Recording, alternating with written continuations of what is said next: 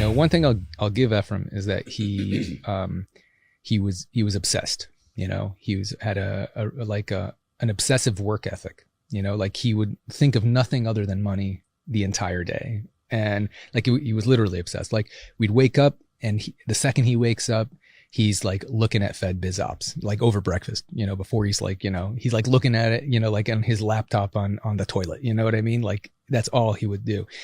And, while he's eating, while he's talking, he even told me, he bragged to me that he loved taking calls from federal contractors while he was like having sex with his girlfriend.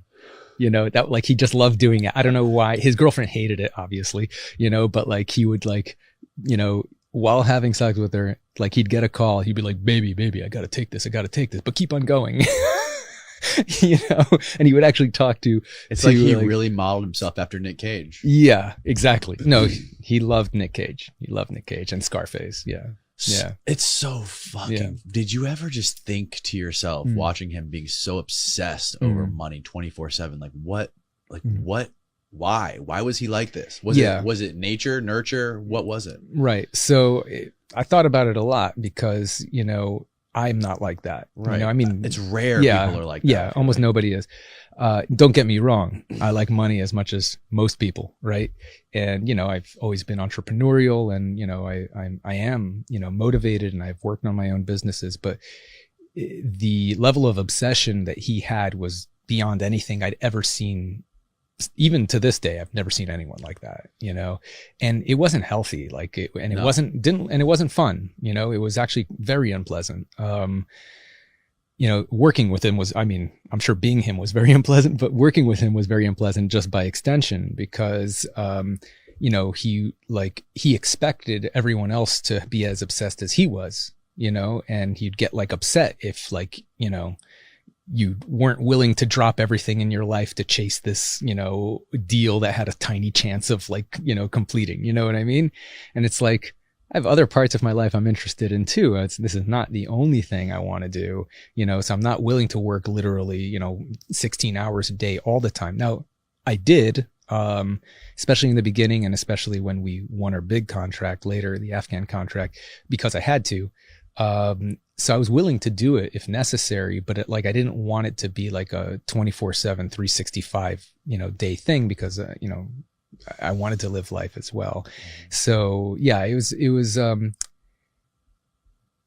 definitely unique, So I mentioned to you before that one of my guests on here met him in prison. Yeah, that's right. Met Ephraim in prison. Yeah. And Ephraim convinced him to write his life story. Right. He wrote the life story. Ephraim got out with it and used that to sue Warner Brothers. Right. For the movie War Dogs. Right. Matt Cox, yeah. And Matt Cox, one of the first thing when I asked Matt, I'm like, how accurate is War Dogs to the story? He goes, the story's about Packouz. He goes, the story is not really about Ephraim. Ephraim's just a character, but for some reason, everyone just remembers Ephraim because of his crazy personality. Sure.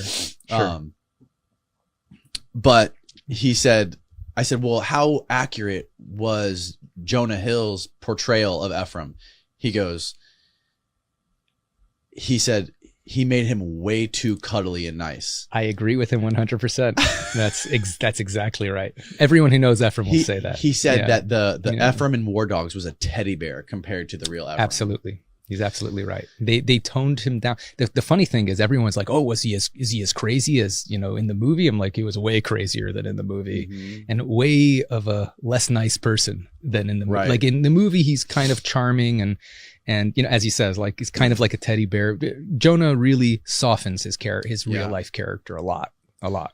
Yeah, makes him a lot more likable. They did that on purpose. Actually, the screenwriter so the screenwriter of War Dogs, Stephen Chin, he came when they first started writing the screenplay. He came to Miami and met with me for like a week and interviewed me, recorded the conversations, and he told me while he was writing the screenplay, he's like, look, I'm going to have to tone down Ephraim, and he's like, because we need to make him likable to the audience. No one's going to want to spend an hour and a half in the theater with, yeah. I mean, that's how Hollywood works. You need to have a certain formula, so that it appeals to the mass, to the most people in the population. So, they had to add a certain amount of, action, because people like action. They have to have a certain amount of comedy, and they have to have a certain amount of like relationship drama, for the girls who they're, are getting dragged to the movie by their boyfriends, So, so for example, like the relationship drama in the movie, they have, me, like lying to my girlfriend about being an arms dealer, and she gets super mad and, like dumps me. And like, that was like, big relationship drama moment. Never happened. Right. My girlfriend knew about the whole thing the whole time. She was totally cool with it. She just wanted me to be making money. We just had a child together, but they made that up because they needed to check that box of relationship drama in a movie in order, to appeal to the biggest audience. Right. Yeah. Right. Another funny thing Matt told me was one of the most memorable quotes he has from him when he was writing the life story, the manuscript. Yeah. He said they were sitting in the cell together, and he was telling him some of the stories and how he dealt with people. Yeah. And Matt said, he's like, you can't just burn every bridge, Ephraim. He goes, and Ephraim's response was, there's plenty of bridges, bro. That sounds like him exactly, and that's how he acts. So he burns every bridge he ever has. Like after he screwed me, out of the deal, someone took my place, and then he screwed him, and then someone took his place, and then he screwed him, and like on and on and on. Like every person he's ever worked with that I know of anyway, has ended on a very bad note, and like it feels like he's been cheated by Ephraim. Right. That's just how he works. One of the first, going reeling back again to the beginning after the Xbox deal, one of the first big arms deals you did was to supply the uprising in Nepal. Is that right? So we attempted to do that. Or I should say Ephraim attempted to do that. You guys bid on that? No. Okay. So it wasn't to supply the uprising. It was actually to supply the king. The king, right. Who was trying to suppress the uprising. Exactly. Through one of Ephraim's contacts, they were asking for like attack helicopters and things like that. And he tried to, to put together a save the king package, as he called it. But it ended up falling through. And I think because peace broke out, I think is what happened. So like there wasn't enough time to do that deal.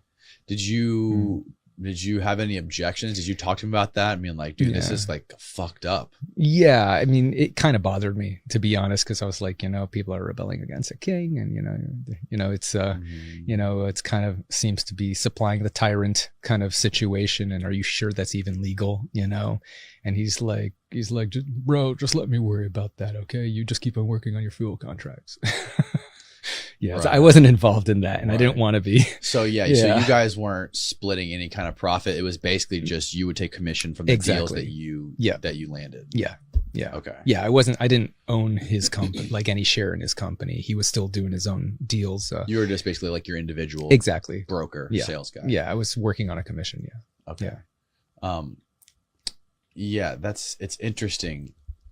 His ability to value money and making deals over anything else. I feel like if you're gonna be in that business, you have to have that mindset. Yeah. Like it's a weird moral compass. Yeah. Well, I mean, I wouldn't say you have to have that mindset, because plenty of people make a legitimate living legally, and they would argue morally in that business, like, there's some people who say that, dealing with weapons or ammunition, at all is, morally bad, right? Full stop, right?